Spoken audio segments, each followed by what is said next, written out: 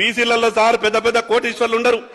మున్నూరు కాపుల జీవిత చరిత్ర చూసినా, ముదిరాజుల జీవిత చరిత్ర చూసినా, గౌడ్ల పరిస్థితి చూసినా, వడ్డెరోలు రాళ్లు కొట్టే దృష్టి చూసినా, పద్మశాలిల పరిస్థితి చూసినా, గొల్ల కుర్మ యాదవ నాయి బ్రాహ్మణ కమ్మరి కుమ్మరి రజకుల గాన్ల గూన్ల గంగపుత్ర వడ్రంగి స్వర్ణకారు కంసాలను నకాశా వీళ్ళంతా కూడా గణపతులు చేస్తారు సార్. నకాశా అనే కులం దేవుళ్ళని తయారు చేస్తారు సార్. దుర్గామాతలు తయారు చేసి జనానికి ఇస్తారు. కానీ 3 పూటలు భోజనం చేయడానికి వాళ్ళకు తినడానికి తిండి లేనటువంటి పరిస్థితి ఉన్నది సార్.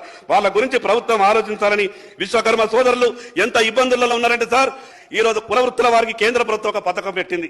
ఆ పథకంలో ప్రధానమంత్రి విశ్వకర్మ యోజన అనే పథకాన్ని అది కేంద్ర ప్రభుత్వ పథకమనో లేదా భారతీయ జనతా పార్టీకి లబ్ధి చేకూరుతుందని ఆలోచించకుండా మీరు రాష్ట్ర ప్రభుత్వం ఉన్నటువంటి మీ మిగతా సిస్టమ్ అంతా కూడా మీరు అలర్ట్ చేయండి. దాంట్లో వేల కోట్ల రూపాయలు మన రాష్ట్రానికి వచ్చేటటువంటి అవకాశం ఉంది కాబట్టి ఆ పథకాన్ని ఉపయోగించుకోవడం ద్వారా బీసీలకు కొంత న్యాయం జరుగుతుంది. కాబట్టి ఆ దిశగా ప్రభుత్వం ఆలోచించాలని మీ ద్వారా ప్రభుత్వానికి విజ్ఞప్తి చేస్తా ఉన్నాను.